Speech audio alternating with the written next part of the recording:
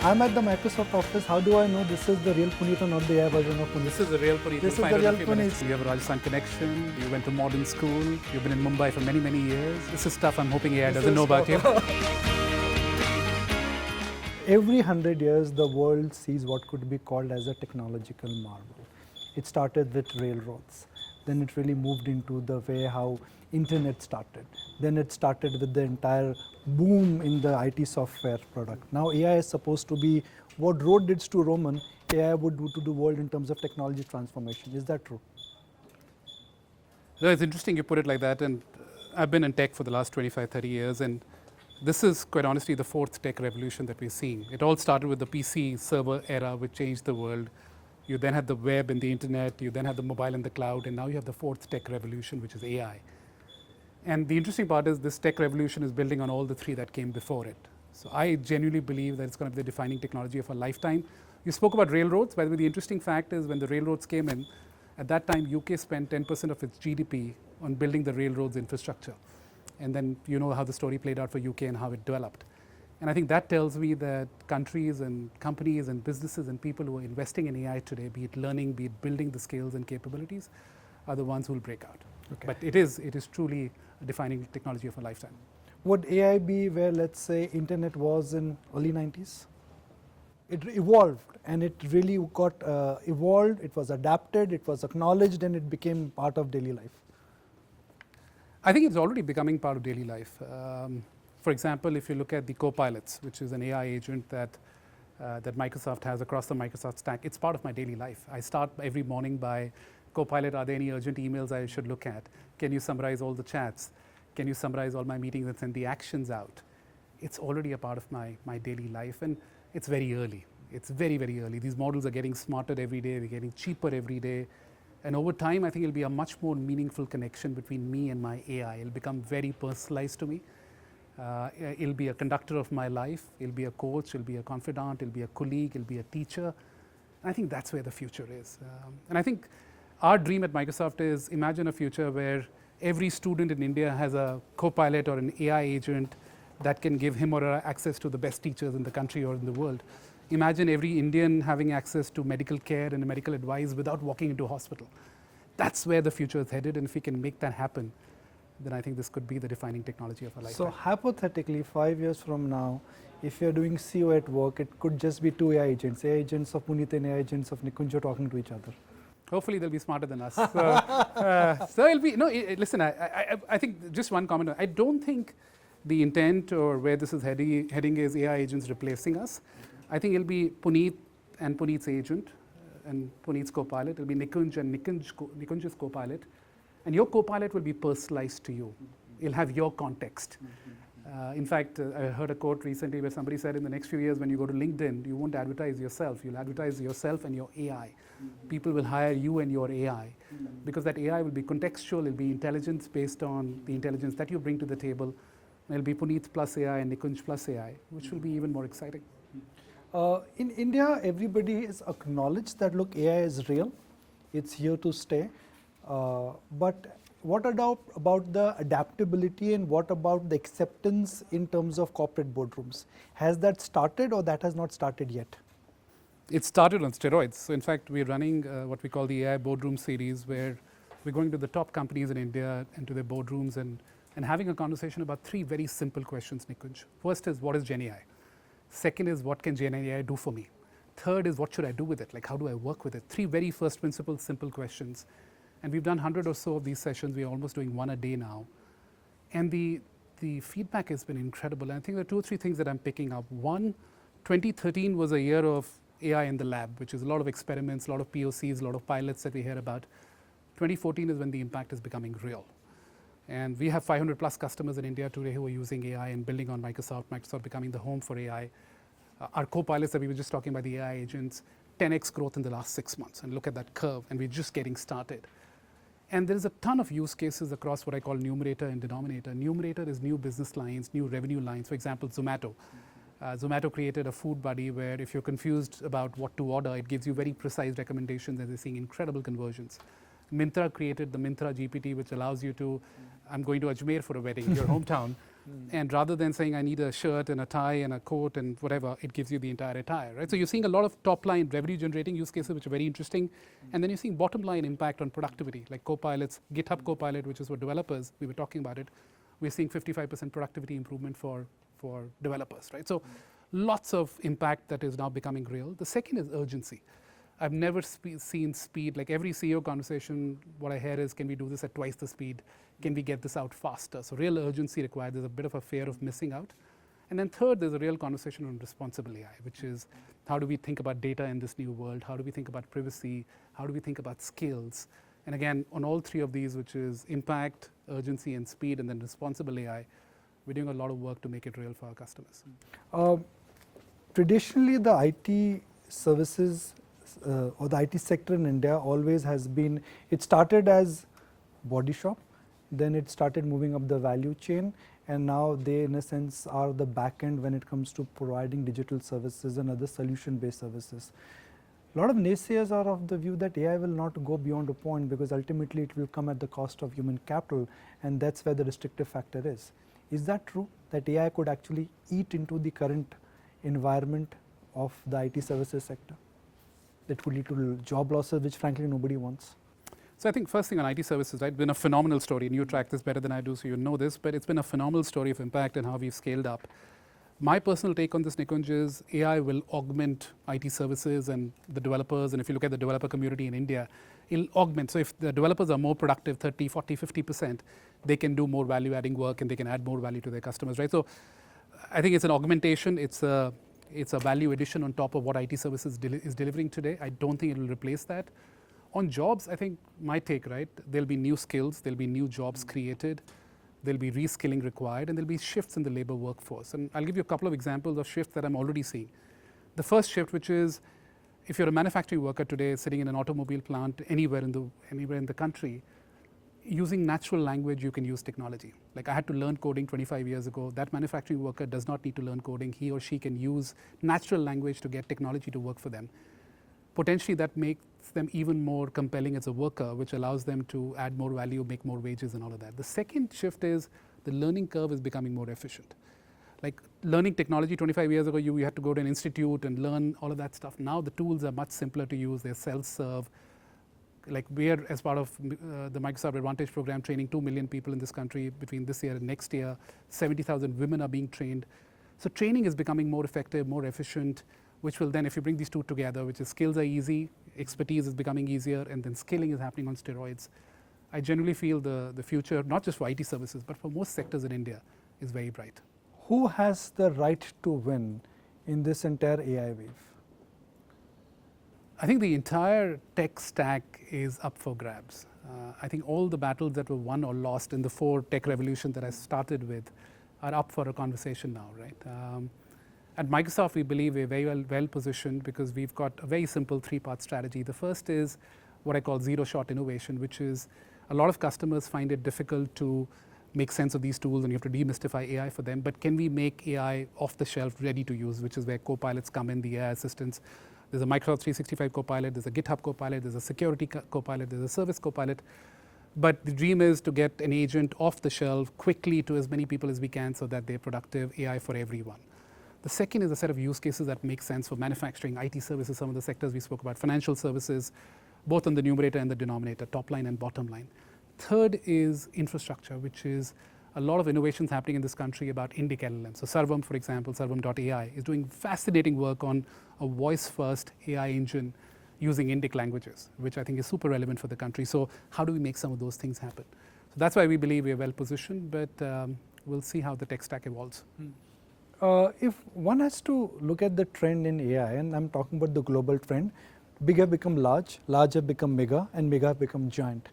Do you see that the entire ecosystem in a sense will be again dominated by the big and the few large players because they have the technology, they have the talent, they have the data, they have the understanding, and they also have the capital to invest?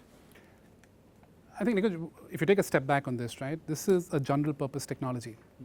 And most general purpose technologies are not driven by one tool or one company. It's an ecosystem, as you said, that comes together.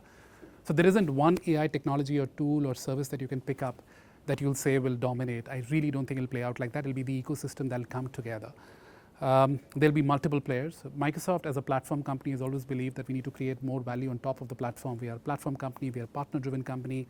We have to create more value on top of the platform for our partners, for us to create value and sustain, right? So I don't think that the larger players will dominate. It'll be an ecosystem, they'll come together. I think the players who will dominate will be the ones who are innovating the fastest, who are doing a lot of experiments, who are trying a lot of things, who are making sure, like some of the stuff that I spoke about, zero-shot innovation, use cases which are both relevant to the companies and the sector, infrastructure, localizing some of these models so that the intelligence can be brought on the fingertips of users.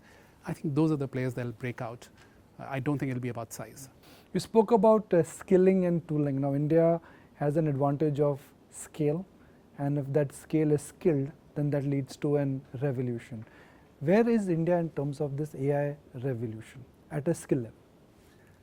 I think India today is one of the most exciting markets in the world for technology, whatever lens you take at it. And I'll come to skills in a bit, right? But look at demand lens, right? Which is 6,000 enterprises waiting for the door to be knocked down, third largest startup ecosystem, 100 new startups every day, 60 million SMBs. So a lot of blue sky and runway for technology. On the supply side, which is where skills come in, and I'll give you a few statistics to bring this to life. Every sixth AI developer and researcher in the world today is coming from India. GitHub, which is the largest platform for developers, every fourth AI project on GitHub today in the world, on the planet, is being run by Indians. We'll have more developers on GitHub than the US in the next couple of years, right? So I think there is raw material, there is skills in this country. But that said, you have to constantly upskill. Going back to your first question around the labor market and how this will play out, I spend 30 minutes every day learning, and that's not enough. Because this technology is changing at a pace that none of us have ever seen before. I tell my teams the opposite of knowledge on AI is not ignorance, it's the illusion of knowledge. So how do we constantly learn? How do we constantly upskill? So we're doing three things in India from a skilling perspective, which I'm very excited about. One is Microsoft Advantage, which is 2 million youth to be trained on AI in the next 2 years. Code without barriers for 75,000 women. How do we get them trained on AI and get them into the tech workforce? And then government officers and public sector. We're doing a lot of work to train more than 400,000 government officers on AI fluency, right? So if you bring these three things together, we have the raw material, we're now skilling at scale, we will be very well positioned. Microsoft is a platform company. My first memory of Microsoft is always Windows, but that was when I was young. For my son, it really would be an AI co-pilot. Where are you excited about? Which growth frontier within India are you excited about when it comes to Microsoft India? I think just on your comment on your son having an AI agent, right? By the way, a lot of people ask me the question saying, what has really changed? This AI has been there for a long time, right? I think there are two things that have changed for your son which are relevant, and for my son and my daughter. One is we now have this natural user interface with AI, right? And all our lives we were trying to learn the language of machines by coding. Now the machines have learned our language, right? I think that's a big change. The world has 30 million developers. Imagine if every Indian could code and build. Imagine if you and I could code and build technology on the fly. So that I think is a profound shift. The other is this reasoning engine that's come about, which is these LLMs and SLMs and small language models, and a lot of innovation happening there. But the cost of intelligence is coming down with these models, right? You have intelligence at your fingertips. So when your son grows up and my son grows up, he or she will not need 15, 20 years of experience or a certain set of degrees to do something, right? You can actually cut the cord between education and agency. Like a first-year doctor in a hospital, if they have the right intelligence at their fingertips, could be as effective as a 20-year, 10-year doctor. Same for a lawyer, same for a journalist, right? Could you make the younger people much smarter? So I think that's what we're really excited about. I think there are 2 or 3 things that are happening. One, we're moving from the search world to real conversations. I told you the story this morning. I asked my co-pilot, I'm meeting Nikunj, tell me about his interview style. You actually did that? I actually did that, and it said very interesting things. And then I asked, what questions should I expect from Nikunj today? And he gave me a list of questions which I will share after this interview. It was pretty accurate. Anything which I've asked so far was already prompted to you? Quite a few. Yeah. Quite a few. I think this piece around demystifying AI, this piece around labor markets, this piece around skilling, all of those questions were prompted. And this was based on your style and everything that you've done. Obviously, you've done a lot, right? So I think one is real intelligence and real conversations. And then finally, you'll have a lot of these agents have agency at some point, right? Which is when these agents can act with your permission, but not your involvement, can act on your behalf. So they won't just remind you that it's your friend's birthday, they'll send flowers on your behalf. And I think that's where the magic will happen. So from search to conversations, conversations to intelligence, intelligence to real agency is where a lot of magic AI happens. is just beyond pattern recognition. AI is a lot more than that is how it will evolve, to put it very simply. It's way beyond pattern recognition. And by the way, even on pattern recognition, its ability to connect the dots like not what the human mind can do. And by the way, I said AI has learned the language of human beings. Now AI is learning the language of science. It's learning the language of chemistry, which basically means we can produce new molecules. We can do a lot of invention that we couldn't. It's learning the science of biology, which is very hard.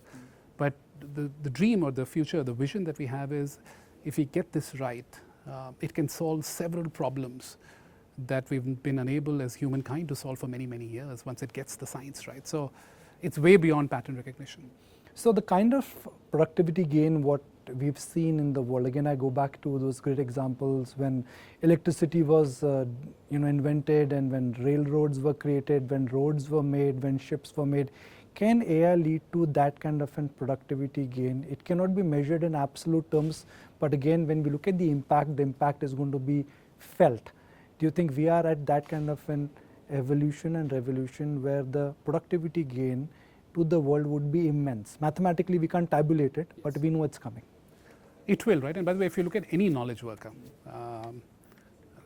right, when I was a child, the dream was, my friends used to be, somebody wanted to be a doctor, somebody wanted to be a pilot. Nobody wanted to come and do email and chat and the drudgery of work, right? And if AI can solve that problem, which it already is, like literally half my emails I don't type anymore. All my meetings get summarized, actions get taken, follow-ups get done. A lot of drudgery is going away, right? In my personal estimate, you're right, productivity is hard to measure. And by the way, we've done this global benchmarks. Globally, we're seeing 30 minutes per user per day saved, right? So if you're using co-pilots or AI agents, well, I'm probably saving a couple of hours a day, which allows me to do a lot more creative work, which allows me to do a lot of thinking, which allows me to do a lot of take a step back, spend time more with customers. So I think that to me is the revolution, which is, can we drive productivity and bring creativity and joy back at work? I think that's a big dream to have, and I think AI has the potential to solve for that. Second is really think about customer experiences. Like even now, you and I use any consumer platform, we always feel there's room for improvement. Can we make it flawless? Can we make it easier, faster, simpler? We build the AI Maharaja chatbot. It's a reasoning-based chatbot, 1,300 types of queries being handled without the ability to talk to a human. Incredible impact. We're building with L&T something called intelligent assets, which is basically picking up data from IoT, from different manufacturing plants, and making the entire supply chain and the operations far more effective and far more efficient. So efficiency, effectiveness, creativity, all of those problems, going back to your question on the tech stack, those are up for grabs as well, right? All of those will be revolutionized. I'm feeling like a kid in a candy store. When a child goes to a candy store, you just say, wow, so much to see, so much to look, so much to learn. I think that is the fascination of the AI world. And when you come to Microsoft Office, and now I'm convinced that I'm talking to the real Puneet, I think I would like to take in my real avatar a break. And when we come back, real conversation with Puneet, no AI, nothing on the other side of the break.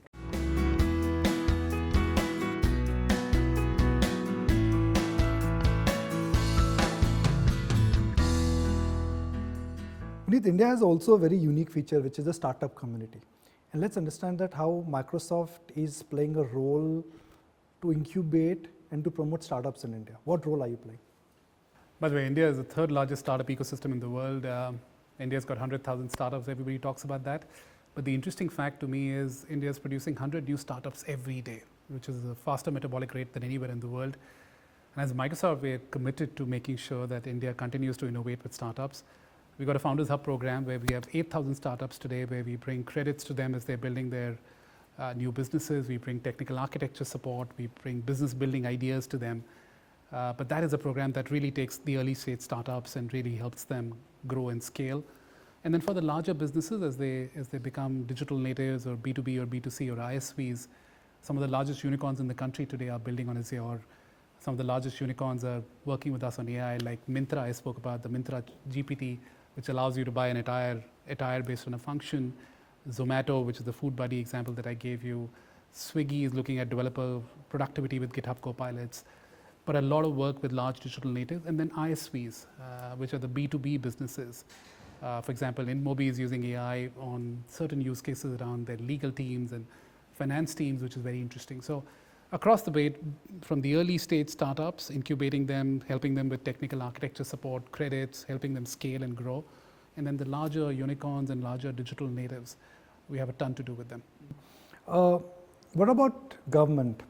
in terms of your engagement with the government, and especially in the current regime, because the current regime in a sense has invested a lot in technology, whether it is UPI or the India stack as we call them. What is Microsoft's engagement there? Again, I think the first thing I'll say is we're more than a technology business in India. Our purpose in India is AI for everyone, which is how do we truly unlock India and South Asia using some of these new technologies. And to make this vision real, which is AI for everyone, I think a few things that we're doing with the government. One is a lot of interesting work on Jugalbandi and Bhashini. I'm sure the Prime Minister has spoken about this. But how do we democratize AI? So using Bhashini and Jugalbandi today, a farmer in a remote part of the country can, using Hindi or any of the local languages, text or voice, access some of the government schemes that are typically hard to understand, right? But you can very easily get there. On education, we're doing a lot of work. The Shiksha Copilot that we built, if you look at government schools, teachers used to spend hours trying to figure out what's the teaching plan. Now they can do this in minutes, right? So not just training youth, as I spoke about the 2 million youth that we're training, but also making education simpler. eSanjeevani, which is a remote healthcare platform that we're building with the government. Again, just making sure that we can bring healthcare to the doorsteps of every Indian. So a lot of interesting work that's happening. And then a lot of public-private partnerships. So Karya, which is a very interesting startup, which is building data sets for AI. They're going to touch 60,000 women, a lot of them in Mumbai. I met some of them when Satya was here a couple of months ago. But incredible amount of work happening on public-private partnership to make sure that we bring the underdeveloped society, the underdeveloped part of the economy into the developed part and train them and skill them. And again, with the new AI mission, which the government's announced, which is again really exciting, and the 7 pillars around skilling, building compute capacity, innovation centers, startups. Again, we're playing a fairly significant role, driving several of those, making sure that the government has access to best practices, ideas from the world, and of course, the underlying technology to make this happen. Where do you see India on an aggregate basis is there in terms of technology adaptation? You know, it was roti, kapda, makan. Now we say roti, kapda, makan, mobile phone and internet. And soon we will say roti, kapda, makan, mobile phone, internet and UPI. So where is India in terms of the global adaptability of technology and other, other products? Listen, I'll go back to what I said, which is India today is one of the most exciting markets in the world for technology, be it demand, be it supply, be it impact on the world. When it comes to adaptation or adoption of technology, I'll give you a few statistics, right? We've got 500 customers today in India building on AI on Microsoft.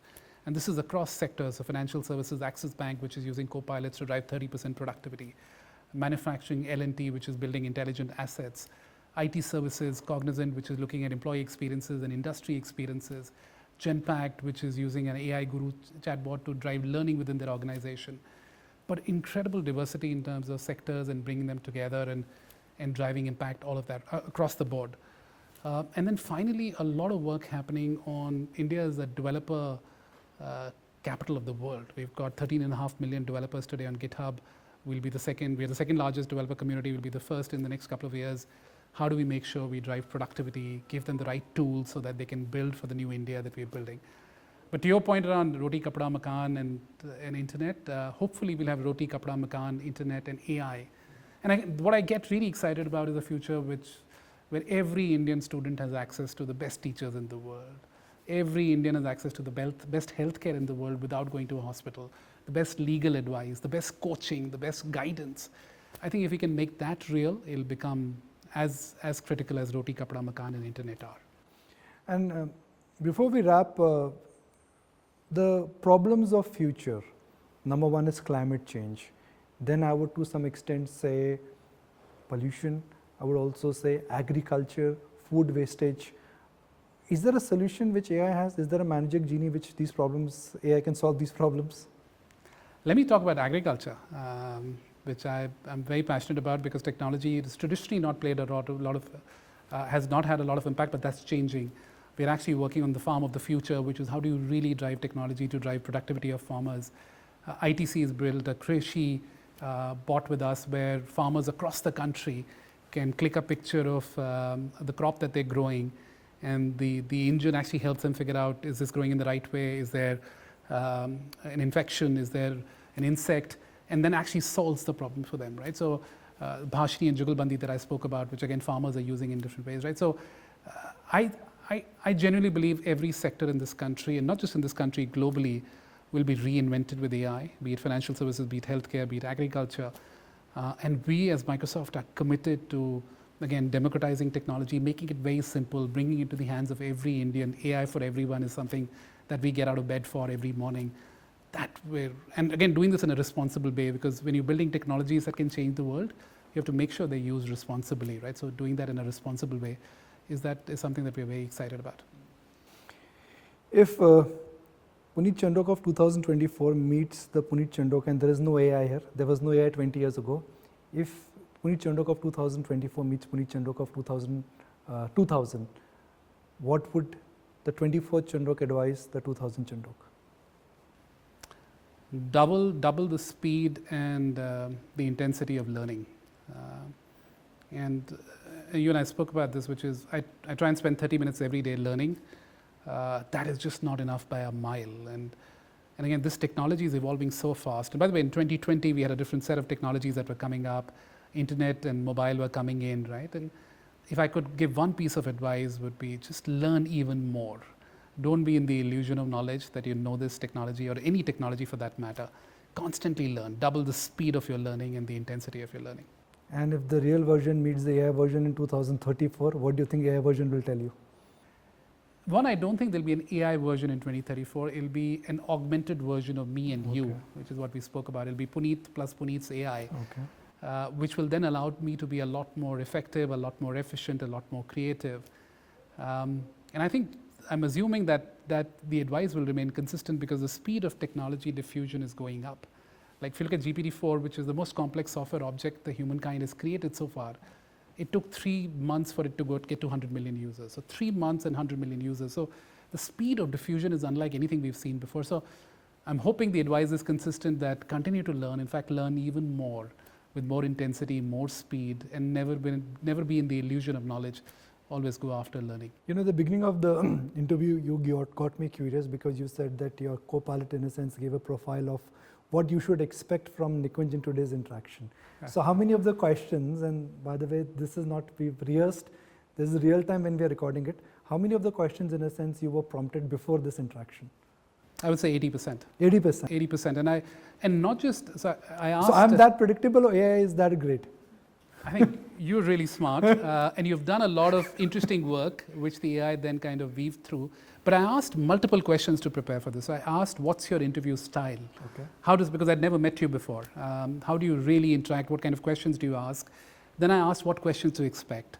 Then I asked, should I expect any tricky questions? Then I asked, should I expect some funny questions? And by the way, as I said, after this interview, I'm going to give you all of those answers. I would say up to 80% accurate. And that helped me prepare a lot. And by the way, in the end, it said all the best. Okay. So. And how does journalist Nikunj go about beating the AI then, if you're so predictable? I don't think it's about, I think it gave me a good start to prepare for this conversation so that there's value for you and value for me and value for our audiences. So I think we're both more effective in this conversation because of that AI chatbot or co-pilot that helped me prepare for it. I would just go back to saying, keep learning. This technology will augment you. It'll be a much deeper connection. It'll become a colleague, a confidant, an assistant, a coach for you. And it'll make you far more effective. It'll make me far more effective in the next few years. So keep learning. If there's a billboard outside your bedroom, which you can, that's the first thing you can see in the morning and the last thing you see before you go to bed, what do you think that billboard should have as a life motto? A bit of a Tim Ferriss question, but it's interesting. I got it from there, actually. You got it from there? Yeah. No, I'm a big fan. I've read every book he's written. I would say belief comes before ability. I think lack of belief kills more dreams today than ability. And sometimes we come in our own way and become our worst critics. And there's one thing I keep telling myself is believe in yourself. And going back to your question around AI and predictability and the learning. And just believe in yourself and keep learning and keep pushing yourself and you'll be fine. When Mr. Nadella was here in India, what is the one thing he told you about AI which you've not told us so far? He said something really interesting. He said AI will reduce the floor and raise the ceiling. And let me explain to you what he meant, right? It'll reduce the floor because, as I said, right, the cost of intelligence will come down. A first-year doctor, a first-year lawyer, a first-year journalist, a first-year technologist could have access to as much technology and knowledge and judgment as a 20-year tenured professional has, right? So it reduces the floor, which is you can start much earlier. You It cuts the cord between knowledge and degrees and agency. At the same time, raises the ceiling, raises the bar, because going back to the conversation, right? If my co-pilot can help me prepare for this conversation in half the time and twice the effectiveness, I can then use that time to do a lot more creative work, focus a lot more on our business, on our customers, on our partners, on our people, and that will then raise the ceiling in terms of the impact I can deliver. So reduce the floor, raise the ceiling. Why do they always say that Google has got the best search engine, not Microsoft? I'll go back to what I said, right? I think this world is moving from search to conversations, and not just conversations, but real reasoning-based conversations, like the Air India Maharaja chatbot that I spoke about, the co-pilot conversation that we just spoke about. I think that's where the excitement is, that's where the magic is, that's where the future is. And as Microsoft with our co-pilots, which are now getting integrated into the entire tech stack for security, for service, for Microsoft 365, for GitHub, I think we are very well positioned. This is a tricky part which the chat GTP and the co-pilot predicted. I have to go and give feedback. That didn't come my way. Last question, and this concerns something which for our children. The India in which we were growing up, you had options to be a doctor or an engineer. That was in India, the India of 1990s. What do you think our children should do, learn, and where do you think they should invest so that they are prepared to really embrace AI and be prepared for the world, so to speak? A fascinating question, and I have 2 young kids, so this is something that I think about. I think a couple of things, right? One, I think the nature of jobs our kids will do, and I know you have a young boy as well. The nature of jobs that our kids will do when they grow up will be very different from the nature of jobs you and I do, right? So I think one, just realizing that this world is shifting faster than at least the pace you and I grew up in. Second is constant learning, right? Just having, and again, the more technology changes, the more fundamentals remain, like the growth mindset, which is what Satya has been talking about in the way we've driven our cultural transformation at Microsoft. It's all about humility. It's about being a learn-it-all and not a know-it-all. So that's the other thing I'll encourage my kids and all kids to say, listen, be a learn-it-all, don't be a know-it-all, constantly learn, and then finally experiment. Don't follow the narrow railway track of following a certain career pattern. I think our kids will have multiple careers, they'll have multiple professions. Going back to this piece around cutting the cord between knowledge and agency, why do they just have to be in a certain profession? They could experiment and do many, many things. So one, I think, be open and excited about the future, which is, I wish I was a child born in today's age, because there'll be so much creativity and exciting technology to work with. Second, just constantly learn. And then third, I think it'll be a portfolio, not just a career, one-line career that you and I have had. Well, we've really covered a range of topics, and just been such a fascinating episode for me. I'm feeling like a kid in the candy store, but before I wrap, I feel like AI is this Aladdin ka chirag. You rub it like a genie, and you can really get a lot of things going. So thank you very much. Thank you for really walking us through history, the present, the future, and really merging it brilliantly. It was a pleasure, Nikunj. I really enjoyed the conversation, fascinating conversation. I think I've learned a lot as well coming out of it. My co-pilot trained me for it. And I think and again, this goes back to the theme, right? This is human plus machine. This is augmentation of our capabilities. It's making all of us smarter, more effective, more efficient, more creative. And I think that's a future worth fighting for. Thank you very much. Thank you.